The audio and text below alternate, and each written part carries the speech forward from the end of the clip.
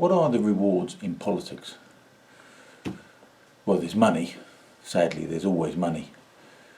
But there's also status and prestige and the chance to have one's name in the history books. If you're like Churchill, that confers almost an immortality, which no amount of revisionist historians can so much as put a dent in, no matter how hard some of them may try. But the real reward is something that the overwhelming majority of us will never experience. In fact, that something is what only a vanishingly tiny number of human beings will ever get. Power. Real, tangible, executive power. The power to get things done. The power to shape the world to your own desires. And for those people, the pursuit of that power is what gets them up in the morning and what preoccupies their every waking moment. Sometimes it suits us, and sometimes even mankind generally, to have a leader who exercises their powers to the full. Churchill, as the head of a united national coalition government, whose overwhelming priority was to defeat the forces of fascism, was able to wield that power almost without limitation. But power within a peacetime democratic structure is not what it was, even for those who reach that pinnacle. In mature democracies with complex structures designed to limit that power of those who reach the top, power may not live up to its promise. Even President Obama, at the height of his powers and influence, bemoaned the fact that, despite being the single most powerful person on earth, there was still so much that he wasn't able to do. For someone who wasn't, I don't believe, a power-mad psychopath, that may have been frustrating at times, but it was probably something that he could live with. For someone like Recep Tayyip Erdogan, however, the current president of Turkey, it seems not. Since supposedly surviving a military coup a while back, he responded by immediately stamping on any dissent and wiping out any possible competition. The progressive and democratic Republic of Turkey appears to have gone back a generation or two. For our own dear leader, the Right Honourable Alexander Boris de Pfeffel Johnson, his ambitions are extremely long-standing, having revealed to his sister Rachel that he aspired to be world king at the tender age of 10. And now he's there, right where he always wanted to be.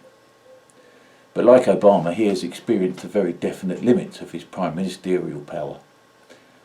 As the head of a minority government, he experienced defeat after defeat in the House of Commons at the hands of a hostile coalition of opposition, exacerbated by a betrayal from his own side that cruelly exposed the limits of his power.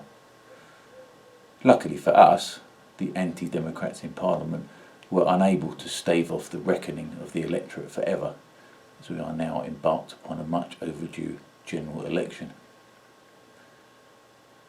Now it is tempting for the Brexiteers among us, the majority in fact, to applaud Boris's tremendous and unexpected efforts to wrestle a deal out of the EU that everyone, including the EU, said was impossible.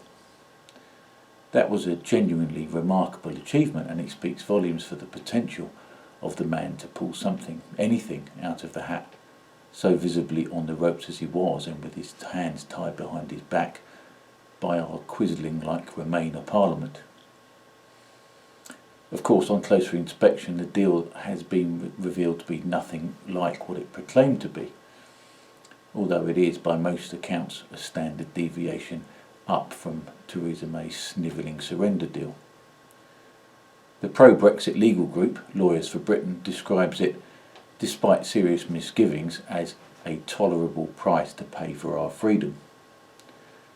Not being a lawyer myself, I have read their arguments and I am persuaded, reluctantly, that to oppose it is to seriously risk the chance of a Labour, Lib Dem, SNP coalition that will wreck Brexit completely, either through the stitch-up of a second referendum with the choice between Remain and a hard Remain, or through the complete rejection of even the illusion of consent by the revocation of Article 50 and the complete cancelling of Brexit. So we, whilst holding our noses as we always have, must vote for a Conservative victory in this election. Nigel Farage should be applauded rather than pilloried for making the extremely difficult judgment call in standing down 317 candidates against all sitting Conservative MPs. For what it's worth, I think he's just gone a little too far, since it means not standing against arch Remainers like Damien Green and ex-PM Theresa May, whilst at the same time still standing against principled Labour leavers like Caroline Flint and the granddaddy of all Eurosceptics, Dennis Skinner, who has spent 49 years arguing against the rich man's club of the EU.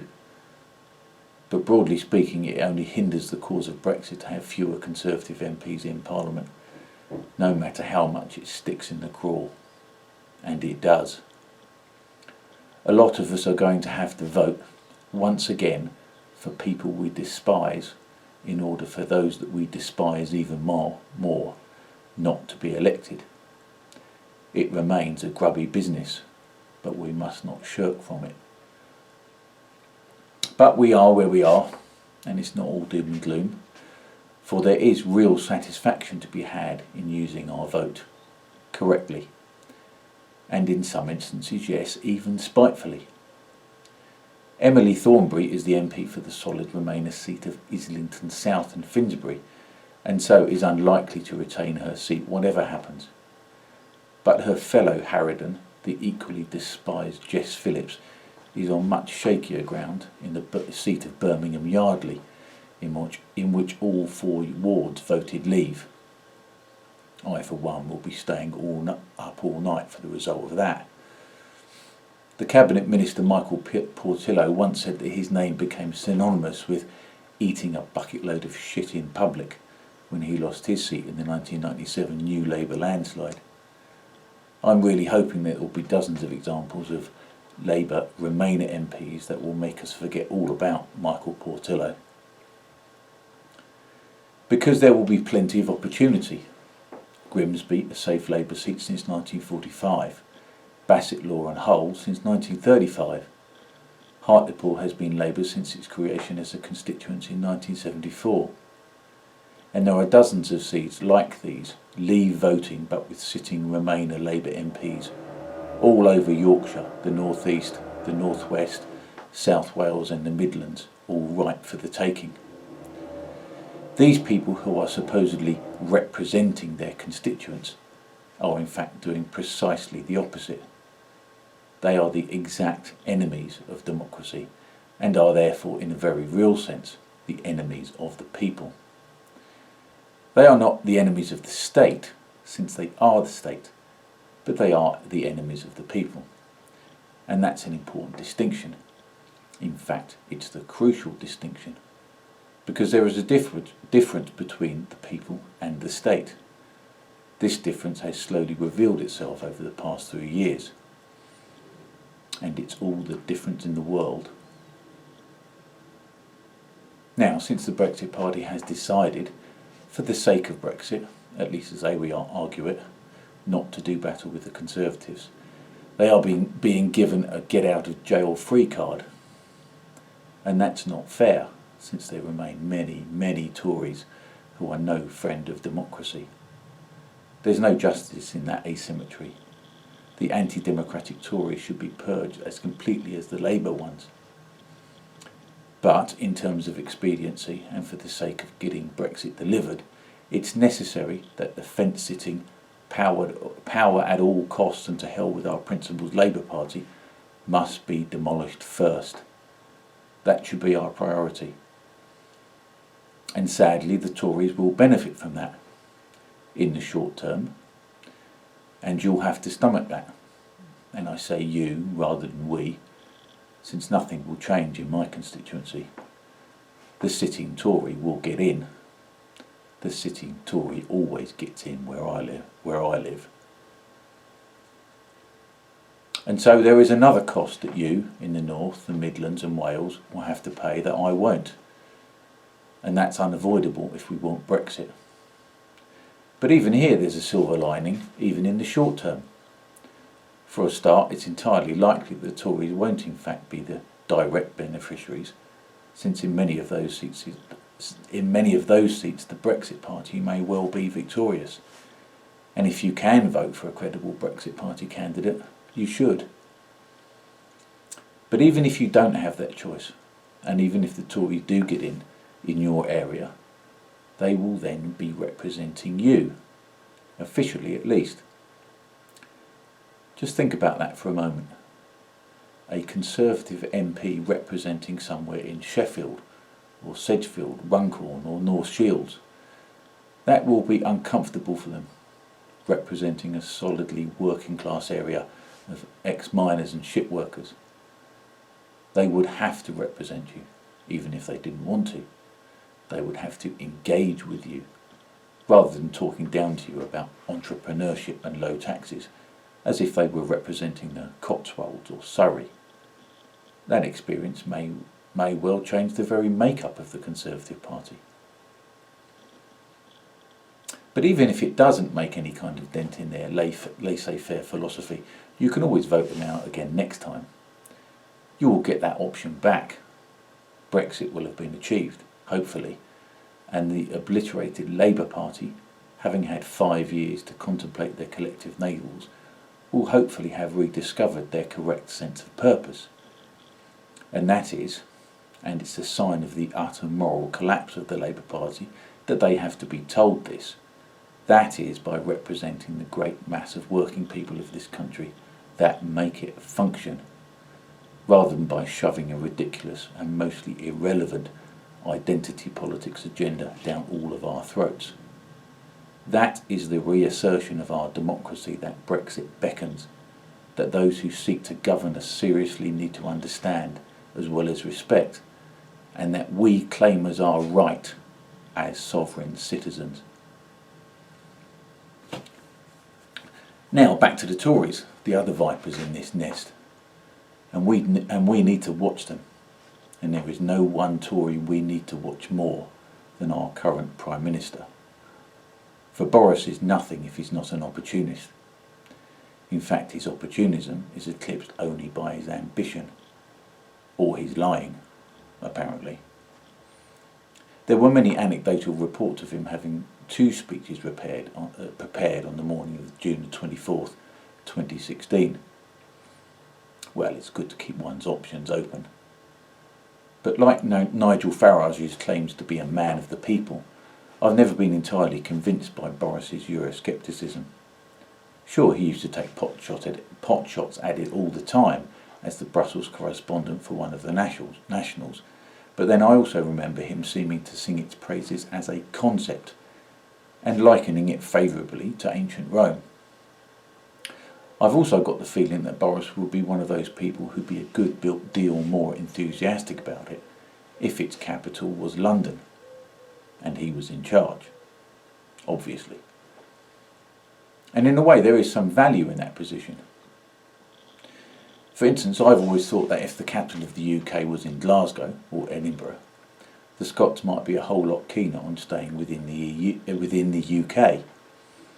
In fact, I think it's an idea worth floating, partly to remove the capital from the southeast corner of England, which is about as far away as it can get from the other 3 nations of the UK, and which would allow the Scots not to feel so neglected and ignored.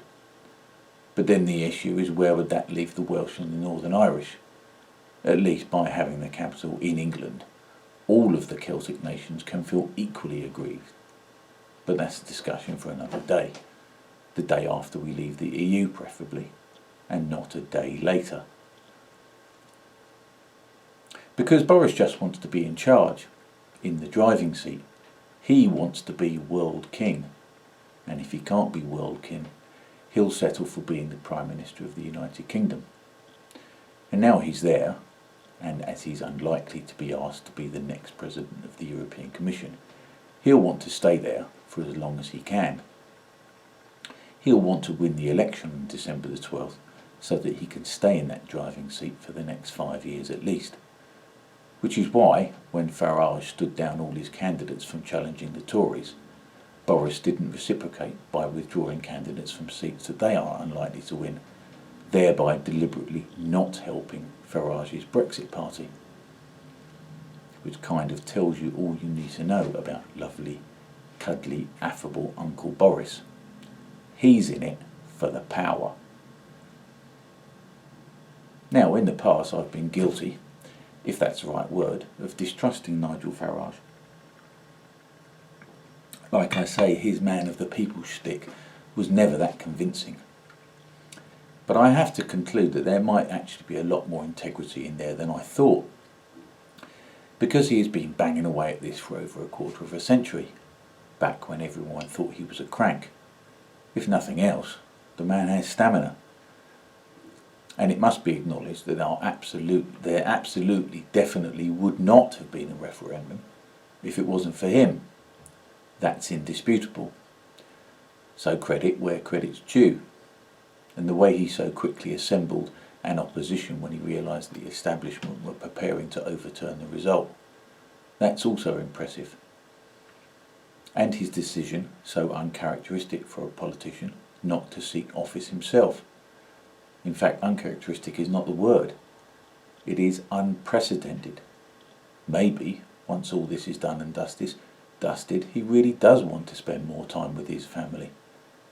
How weird is that for a politician? But it was his decision to stand down all his candidates against the Conservatives that really made me take stock. Make no mistake, Farage is not perfect, not by a long chalk. But that decision really showed that his commitment to Brexit was genuine, particularly as it was done without a promise by Boris to reciprocate. That single decision, unpopular as it has been in the eyes of many, and many prospective Brexit Party candidates in particular, really illustrated that he has lived up to his own slogan. He's had the guts to put country before party. And that's something that Boris hasn't done. As I say, Boris has some real qualities, despite his often poor judgment and his aversion to the truth. Apparently, he was able to pull a deal out of that under some serious pressure, and that's not to be sniffed at. Perhaps that suggests a lack of timidity and a willingness to let the dogs off the leash if necessary. He also wants to be liked. That combination of qualities may allow him to become a truly great Prime Minister. But make no mistake, Boris's treatment of Farage and the Brexit Party betrays a ruthlessness that we should be wary of. It illustrates with real clarity that Boris will tolerate Farage only so long as he needs to, and not a minute more.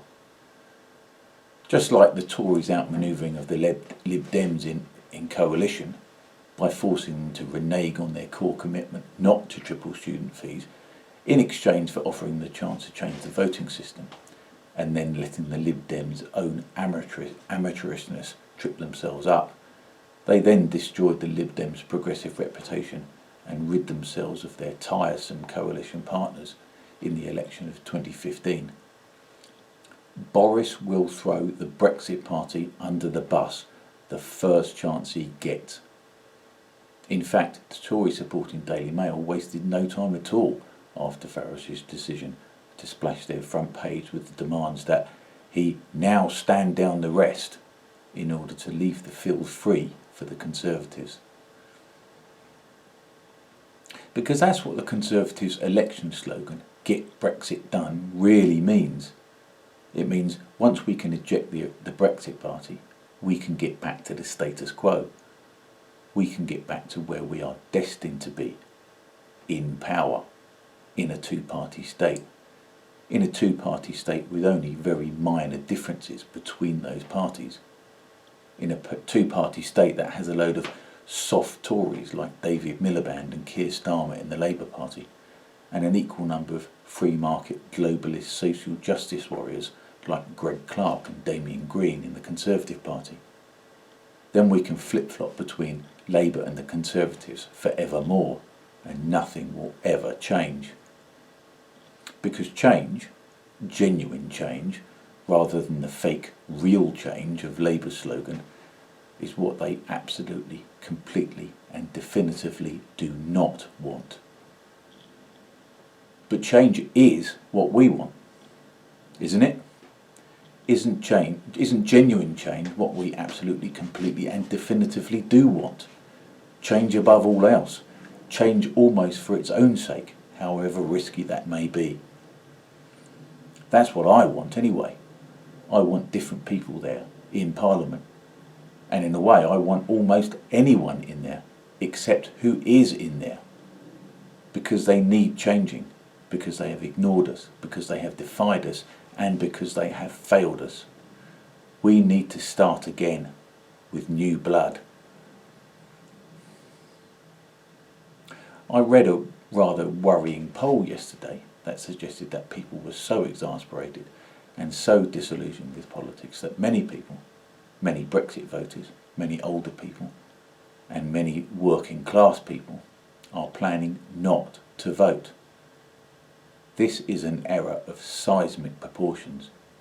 Not voting, particularly in contestable seats, such as outside the southeast, will not help anyone.